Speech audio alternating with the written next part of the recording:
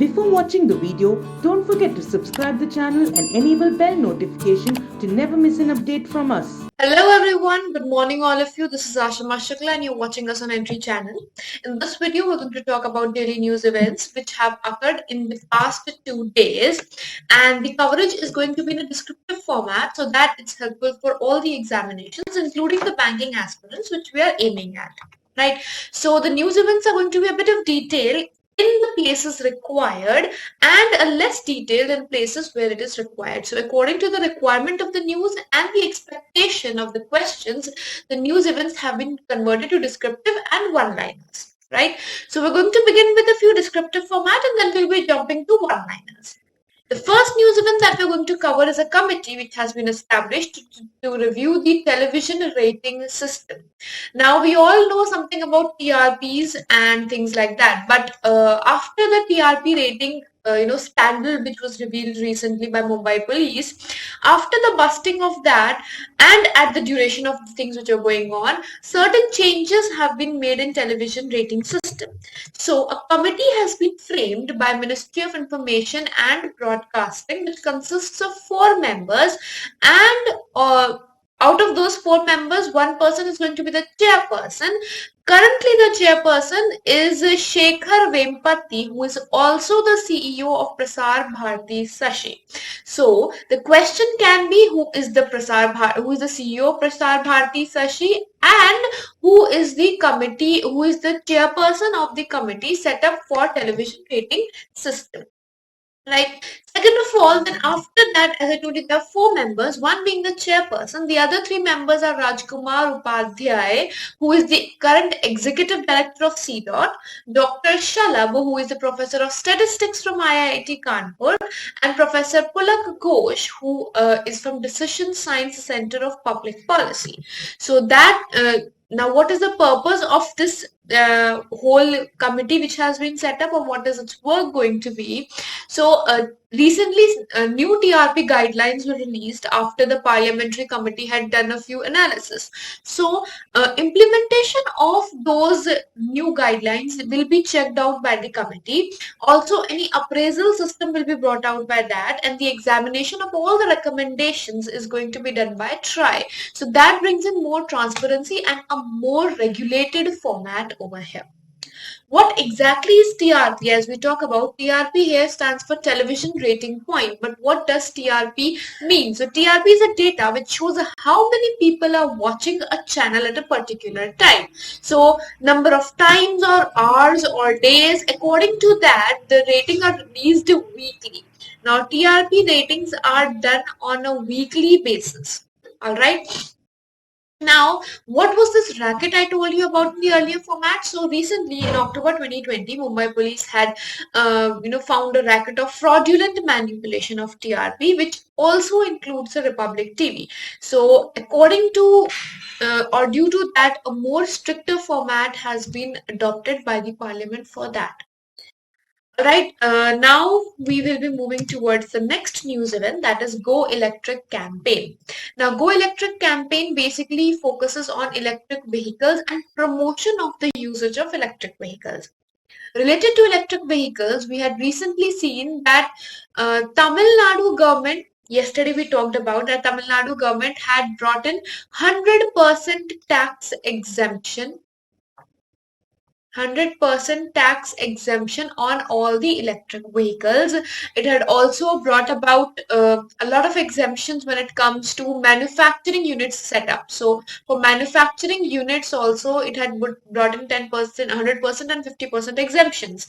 So that shows that there are changes being made. So what is this new Go Electric campaign? This has been launched by Bureau of Energy Efficiency and Andhra Pradesh State Energy Conservation Mission. So now when we talk about this campaign is centered at Andhra Pradesh on a basic level, as we say. So if we talk about states, it is more centered toward Andhra Pradesh.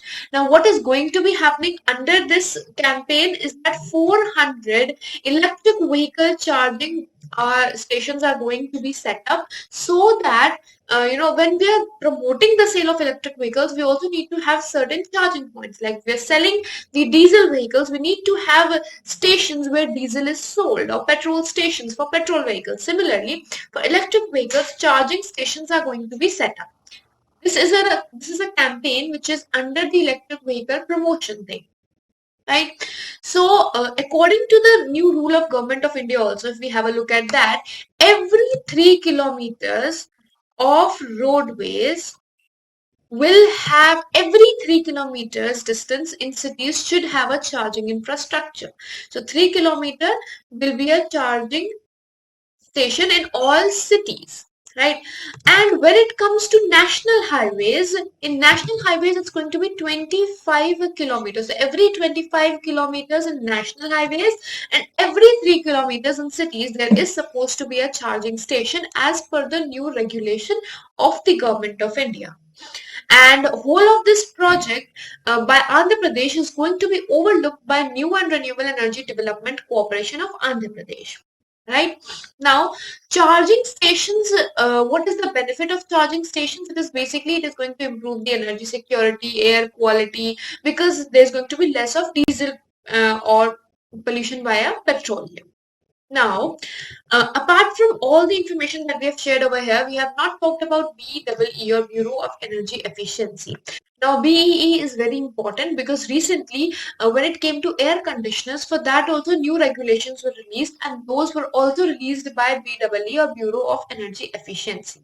So, BEE is a statutory body, first of all.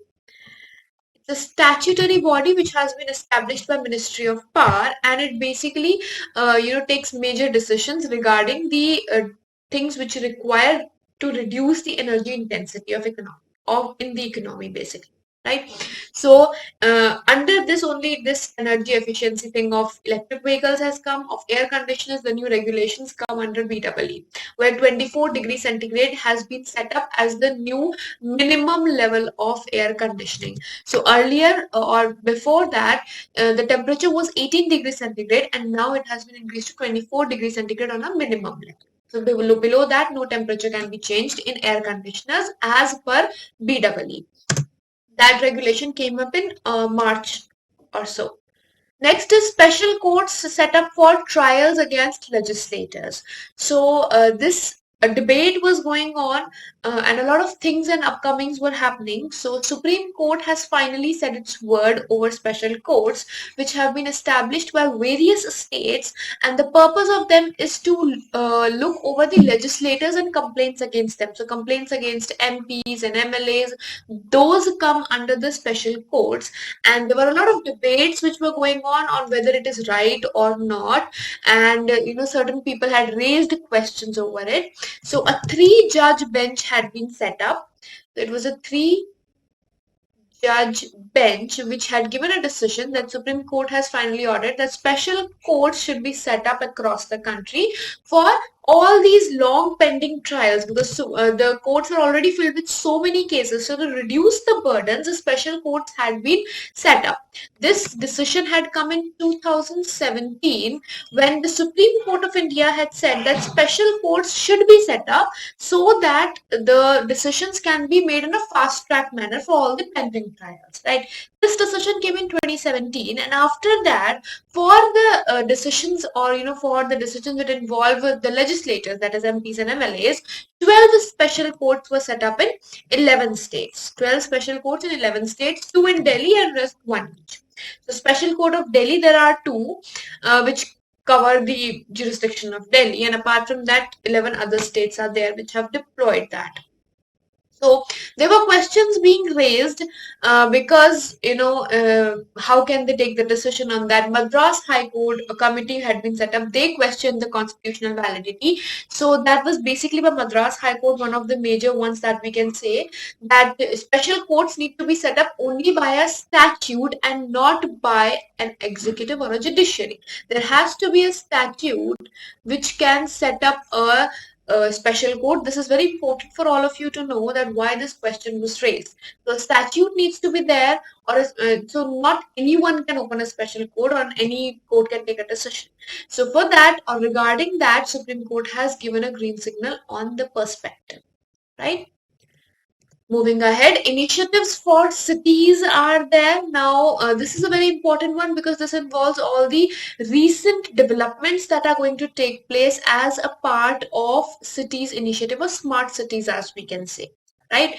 So if we move ahead, first of all, this has been released by Ministry of Housing and Urban Affairs. Ministry of Housing and Urban Affairs has recently released 3 initiatives, those being on your screens. First is Nurturing Neighborhoods Challenge, which has been which is a 3-year initiative.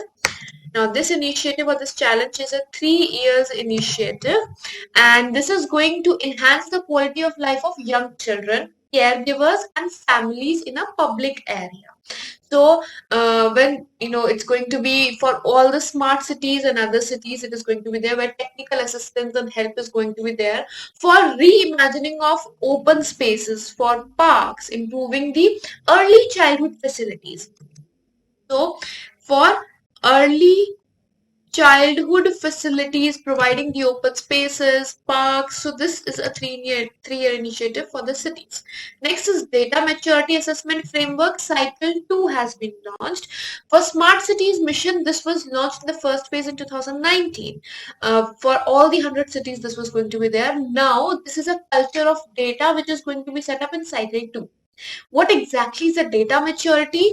The extent to which an organization can utilize the data which is available, to what extent is that data usable, or an authority can access that data, that is data maturity. So there was an announcement when the smart cities had come up that there's going to be data center or data maturity center, where all the data is going to be stored, and that can be accessed by any person. Right. So now under cycle 2, a culture of data is going to be set up, and this is all in line with Digital India campaign. Right. Now in this cycle, in the first cycle, it was basically to smart cities and a few cities which had population of less than 5 lakh. Now it has been extended to all cities. Third one is online training campaign for city data officers. Now there are city data officers which have been set up for the 100 smart cities that have been approved. So now this is a course that is going to train the city data officers on how the data collection is going to take place, how the analysis is going to be taking place, how it is going to be visible. Visualization of that is going to be there, right? Apart from that, there are various other initiatives also, like there is a Streets for People challenge has been launched. So all these are important, 3 being the major ones. Next is COVID-19 Shri Shakti challenge. Now this challenge results have been released recently, where 6 women-led startups have won this. Earlier it was supposed to be only 3 winners, but now after seeing the entries of such amazing projects, the government had made them to 6. So there were 3 winners, the top 3 winners, which were the who received 5 lakh each, and then there were 3 startups which were chosen as promising solutions, and those have received 2 lakh each.